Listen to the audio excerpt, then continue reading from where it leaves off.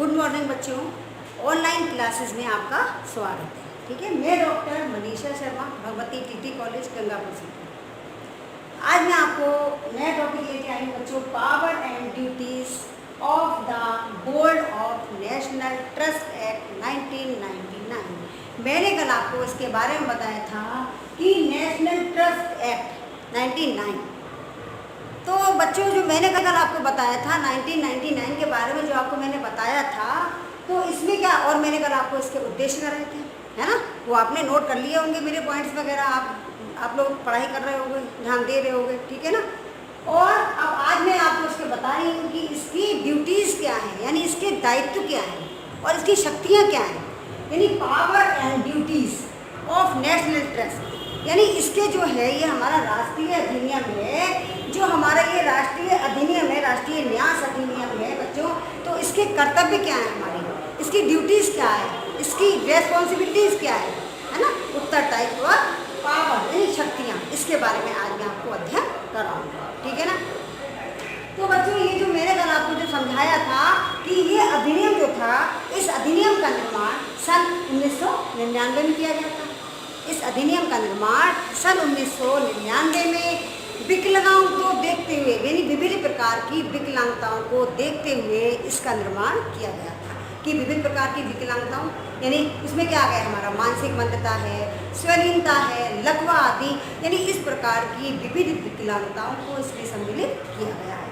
फिर इसको, ये जो विभिन्न प्रकार की विकलांगताएँ हैं, फिर इनको जो है धीरे धीरे सभी प्रकार की विकलांगताओं को व्यापक रूप दिया गया। सभी प्रकार की विकलांगताओं को सम्मिलित करके इसे एक व्यापक रूप प्रदान किया गया, ठीक है ना। तो ये है जो हमारा राष्ट्रीय नेशनल, जो हमारा राष्ट्रीय न्यास अधिनियम है। फिर इस अधिनियम के अंतर्गत एक न्यास का निर्माण किया गया। इस अधिनियम का, जो मैंने आपको कल समझाया था, इस अधिनियम के अंतर्गत एक न्यास का निर्माण किया गया जो कि विकलांग व्यक्तियों के हित की सुरक्षा करता था। यानी जो हमारे विकलांग व्यक्ति हैं, जो मानसिक मंद व्यक्ति हैं, लकवा है, जिन्हें स्वलीनता आदि से भी ग्रसित व्यक्ति हैं, इन सभी लोगों की सुरक्षा, इन सभी लोगों के लिए सुरक्षा प्रदान करना है। तो इन सभी लोगों की सुरक्षा के हित की रक्षा करना। तो इस न्यास का गठन पूर्णतः संवैधानिक है। इस न्यास का गठन पूर्णतः संवैधानिक है। इस न्यास के द्वारा विविध प्रकार की नीतियों एवं नियमों का निर्माण संभव है।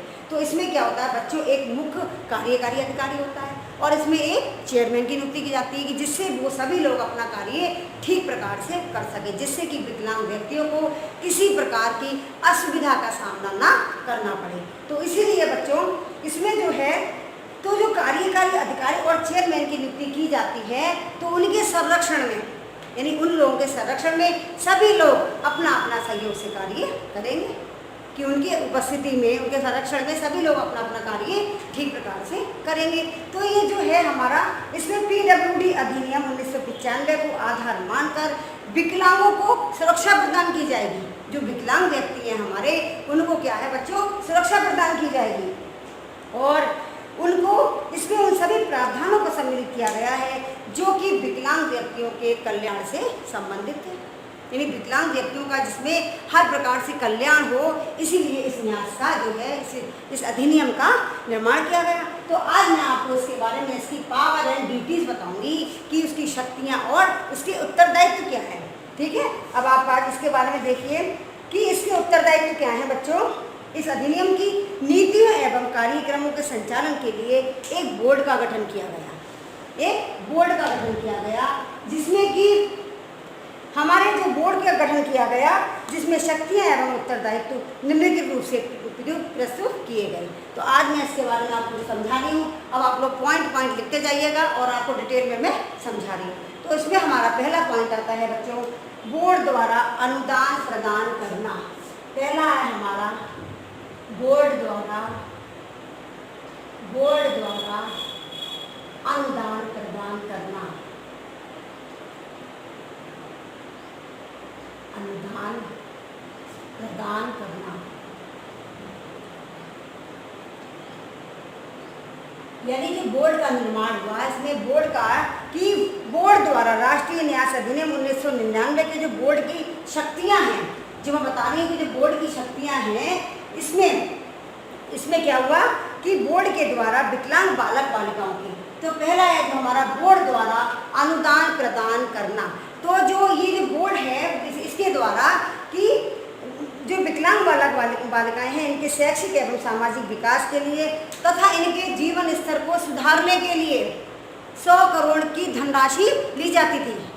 100 करोड़ की धनराशि इसमें बताई गई थी। 100 करोड़ रुपए का अनुदान प्रदान किया जाता है। इसमें क्या है बच्चों की, और ये जो अनुदान है 100 करोड़ का अनुदान है, तो इसको ही क्या है समय के अनुसार इसको परिवर्तित भी कर सकते हैं।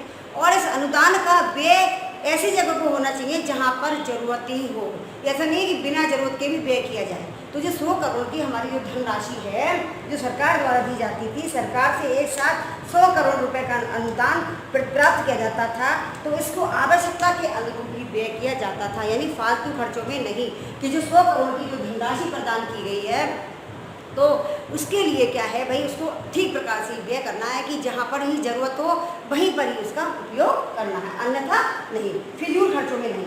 दूसरा है हमारा चल संपत्तियों को स्वीकार करना। दूसरा है हमारा चल संपत्तियों को स्वीकार करना। आप बच्चों चल संपत्ति क्या होती है? जैसे किसी व्यक्ति के द्वारा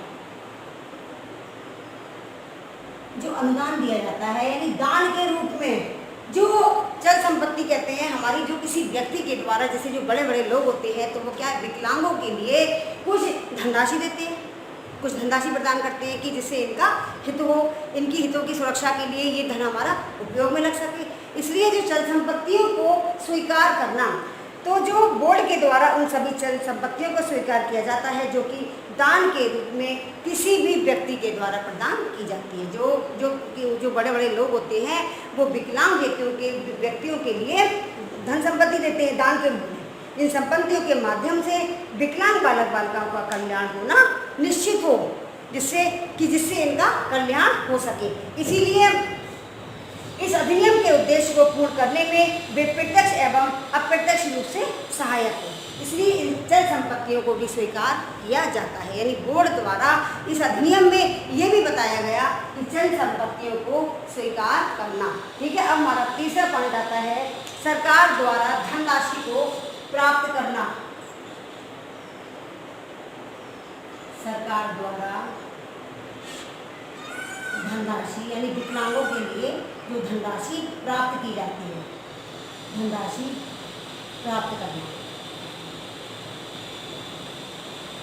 नंबर 3 आता है सरकार द्वारा धनराशि प्राप्त करना, कि बोर्ड के माध्यम से सरकार द्वारा भी उन धनराशि को प्राप्त किया जाता है जो उन संस्थाओं को प्रदान की जाती है जो विकलांग बालक बालिकाओं और छात्र छात्राओं के हित में लगी हो। ठीक है ना, कि इस प्रकार सरकार द्वारा जो धनराशि प्राप्त की जाती है वो विकलांग बालक बालिकाओं के हित के लिए ही होता है, जिससे इन लोगों का हित हो। तो इस प्रकार हो गया हमारा सरकार द्वारा धनराशि प्राप्त करना। अब अगला आता है हमारा विकलांग व्यक्तियों को न्याय प्रदान करना।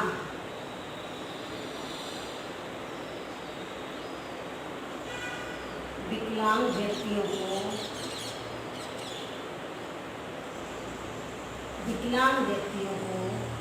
न्याय प्रदान करना, कि उनके साथ किसी प्रकार का कोई अन्याय ना हो सके।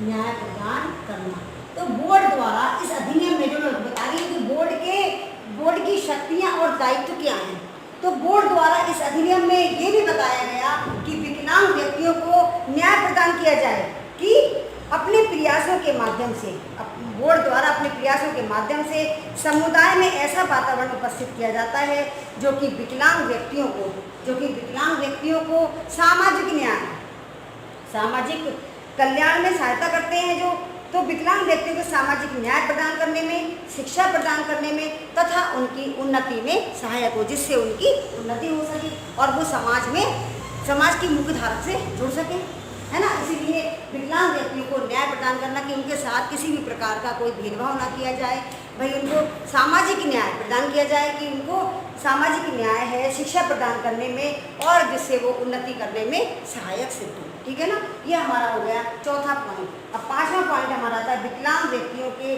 अभिभावकों को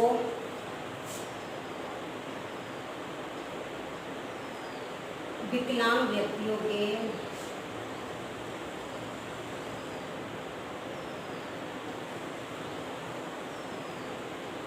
अभिभावकों को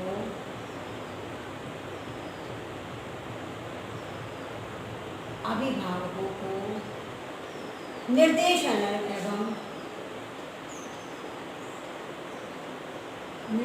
एवं परामर्श प्रदान करना।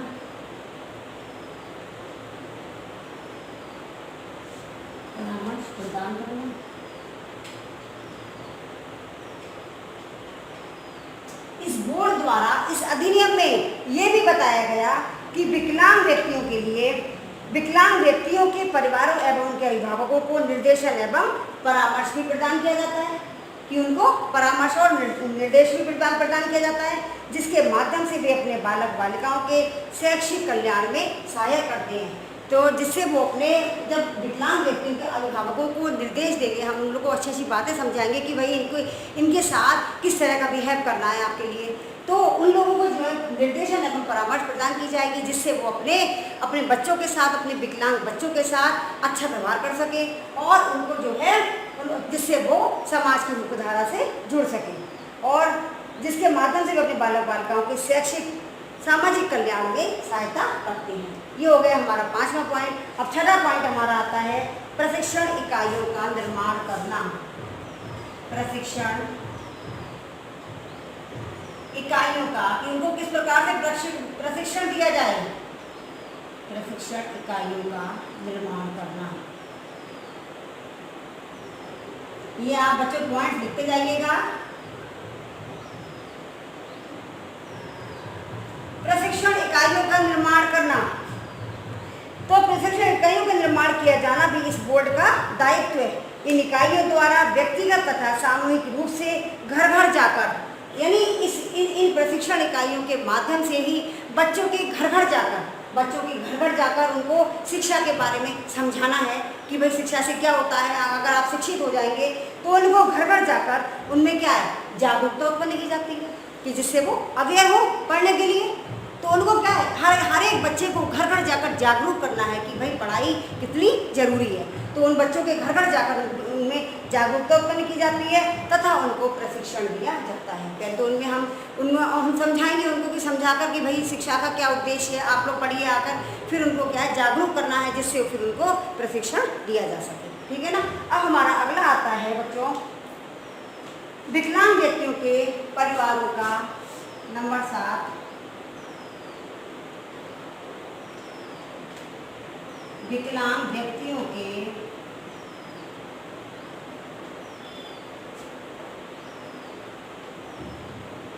परिवारों को पोषण प्रदान करना। परिवारों को पोषण प्रदान करना।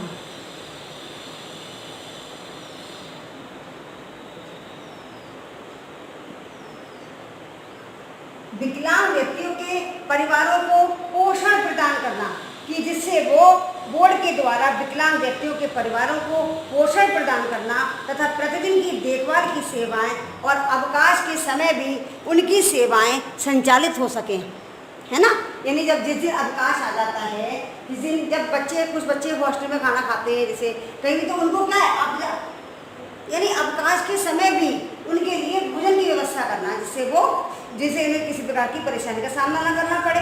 तो उन्हें प्रतिदिन की देखभाल की सेवाएं एवं अवकाश के समय में सेवाएं संचालित की जाती हैं। इन सेवाओं का लाभ विकलांग व्यक्ति और उसके परिवार वाले आवश्यकता के अनुसार उठा सकते हैं। इसलिए विकलांग व्यक्तियों के परिवारों को पोषण प्रदान करना भी इस बोर्ड का दायित्व है। ठीक है ना। अब आप आगे देखिए 8वां पॉइंट।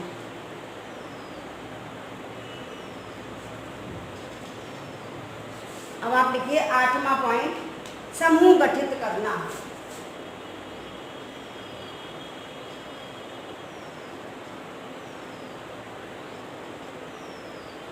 समूह गठित करना।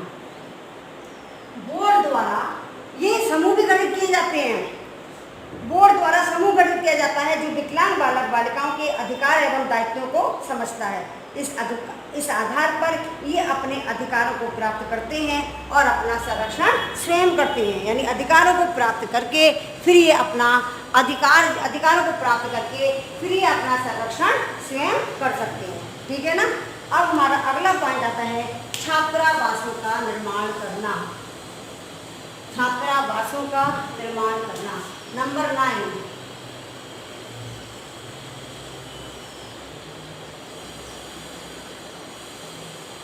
छात्रावासों का निर्माण करना।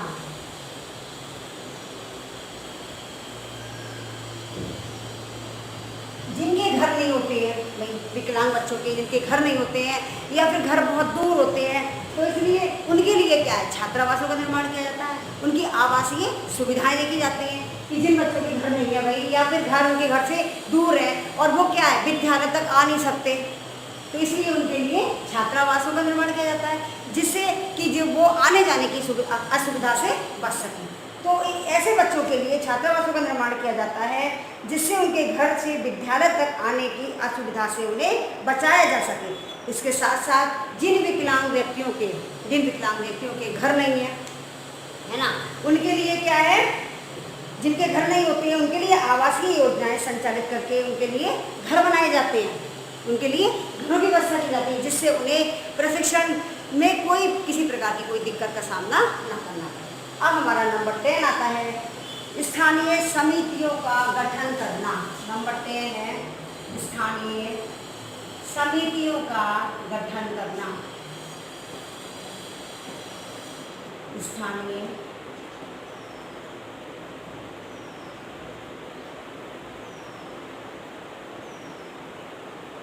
स्थानीय समिति, उनके लिए स्थानीय समिति बनाई जाती है भाई।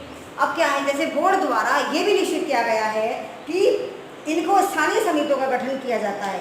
ये समितियां विकलांगों को संरक्षण प्रदान करती हैं, जिससे उन्हें किसी प्रकार की कोई परेशानी का सामना न करना पड़े, तथा उनके द्वारा विविध कार्यक्रम संचालित किए जाते हैं जो कि विकलांगों के हित में होते हैं।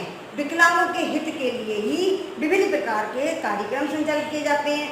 बोर्ड द्वारा इन समितियों को आर्थिक अनुदान भी दिया जाता है, यानी उनको यदि आर्थिक समस्या कोई आती है तो इसलिए उनको आर्थिक अनुदान भी दिया जाता है। तो ये हमारे हो गए बच्चों power and duties of the board of national trust act 1999। अब हमारा आगे हम आपको बताते हैं, ये तो हमारे 10 पॉइंट इसके हो गए, ठीक है ना, ये 10 पॉइंट तो हमारे इसके हो गए। अब हम आपको आगे बताते हैं कि इसका जवाबदेही यानी पंजीकरण की व्यवस्था। पंजीकरण व्यवस्था आप ये समझिए, इसका मैं आपको बता रही हूँ। अब पंजीकरण व्यवस्था ऐसी कैसे कराई जाती है भाई, पंजीकरण व्यवस्था यानी रजिस्ट्रेशन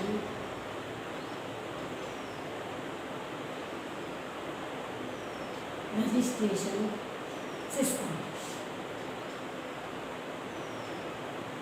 रजिस्ट्रेशन सिस्टम, अब इसमें क्या है, पंजीकरण व्यवस्था कराई जाती है भाई। इनके जो बोर्ड द्वारा अपने कार्यभार को कम करने के लिए तथा स्वयंसेवी संस्थाओं को सहायता प्रदान करने के लिए पंजीकरण व्यवस्था को भी अपनाया जाता है, ठीक है ना। पंजीकरण व्यवस्था को भी अपनाया जाता है। जो भी समूह या समूह विकलांगों की सेवा करने से चाहते हैं, यानी जो भी समूह है, हमारे संघ हैं, यदि वो विकलांगों की सेवा करना चाहते हैं तो उनको बोर्ड के पंजीकरण हेतु आवेदन करना होता है कि भाई हम, कुछ लोगों का मन होता है कि हम विकलांगों के लिए कुछ सहायता करेंगे भाई उनकी, तो उनके लिए क्या है, पंजीकरण की व्यवस्था होती है कि उनको पहले पंजीकरण कराना है। फिर आवेदन के बाद बोर्ड द्वारा उनके उद्देश्य, गतिविधियों एवं प्रपत्रों का मूल्यांकन किया जाता है। यदि प्रपत्र सही है, जो उनका मूल्यांकन किया जाता है, यदि प्रपत्र सही है तो बोर्ड उन संस्था को पंजीकृत कर लेता है। और यदि उनमें कोई कमी होती है, यदि उनमें उनकी पंजीकरण की व्यवस्था में कोई कमी होती है तो उसे सुधारने के लिए निर्देश देते हुए पुनः आवेदन हेतु उन्हें प्रस्ताव करना पड़ता है, यानी दोबारा आवेदन करना पड़ता है फिर उनको, है ना। ये हो गया हमारा पंजीकरण व्यवस्था। अब अगला आता है हमारा स्थानीय समितियों का गठन एवं उनके कार्य। अब आप ये देखिए, स्थानीय समिति में क्या होता है, जो भी आपको मैंने इसे बताया था, स्थानीय समितियों का गठन यानी स्थानीय समितियों अभी मैं थोड़ा इसको आपको डिटेल में बता रही हूँ। स्थानीय समितियों का गठन एवं उनके कार्य। स्थानीय समिति का गठन एवं उनके कार्य।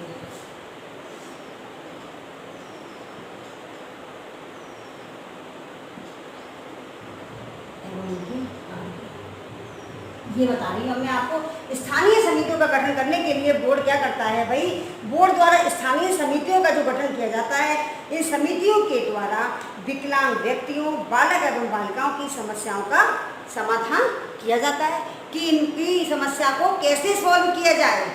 और स्थानीय समिति में सरकारी अधिकारी की नियुक्ति की जाती है जो कि जिला अधिकारी या कमिश्नर पद के समकक्ष होता है। इसमें जो एक निश्चित किया जाता है, जो एक अधिकारी की नियुक्ति की जाती है जो कि एक अधिकारी जिला अधिकारी या कमिश्नर पद के समकक्ष होता है। इसका एक सदस्य किसी ऐसे संगठन से संबंधित होता है जो कि विकलांगों के कल्याण एवं सेवा के लिए युक्त होता है, यानी सेवा हेतु जाना जाता है। उसमें एक व्यक्ति ऐसा भी होता है विकलांग, यानी उसमें एक विकलांग व्यक्ति को भी रखा जाता है जो विकलांगों का दर्द महसूस कर सके, है ना।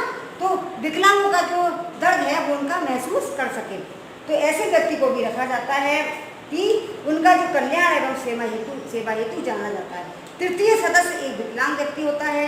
तो इस प्रकार ये समिति जो है अपना कार्य करती है। इस समिति को जो स्थानीय समिति है हमारी, स्थानीय समिति को बोर्ड द्वारा पंजीकृत किया जाता है। ये समिति पंजीकरण के 3 वर्ष तक लगातार अपना कार्य करती रहती है। इसके बाद एक नवीनीकरण आवश्यक हो जाता है इसमें कि अब इसमें नया क्या बनाया जाए, है ना। अब इसमें नया क्या बनाया जाए, तो समिति को 3 माह में एक बार बैठक अनिवार्य रूप से होनी चाहिए। यानी जो समिति हमारी होती है, स्थानीय समिति का जो गठन किया जाता है, तो इस समिति में 3 माह में, इस समिति की 3 माह में एक बार बैठक अनिवार्य रूप से होती है। स्थानीय समिति के समक्ष कोई भी विकलांग व्यक्ति के लिए संरक्षण प्राप्त करने हेतु आवेदन कर सकता है। इसमें कोई भी व्यक्ति आवेदन कर सकता है। स्थानीय समिति का प्रमुख कार्य विकलांग व्यक्तियों को संरक्षण प्रदान करना होता है। इसके साथ ही बोर्ड को अपनी समस्त कार्यवाही एवं गतिविधियों से परिचित कराना होता है कि इसमें किस प्रकार इनको करना है। इस प्रकार स्थानीय समिति द्वारा स्थानीय स्तर पर विकलांगों के कल्याण हेतु अनेक कार्यों का संपादन भी किया जाता है।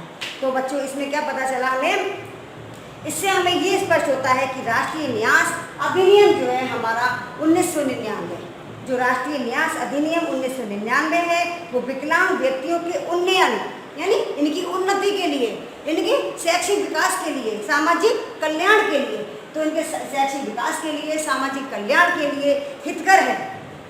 तो और सामाजिक पुनर्वास के लिए एक महत्वपूर्ण अधिनियम माना जाता है। इसके माध्यम से जो हमारे विकलांग छात्र छात्राएं हैं, विकलांग बालक बालिकाएं हैं, जिससे इनका सामाजिक विकास संपूर्ण रूप से संभव हो सकता है। ठीक है ना। तो विकलांग छात्र छात्राओं, बालक बालिकाओं एवं व्यक्तियों का इनका क्या है, सर्वांगीण विकास, इन कारणों से इनका सर्वांगीण विकास संभव हो सकता है। और जो आज का टॉपिक हमारा यहीं खत्म होता है। Thank you.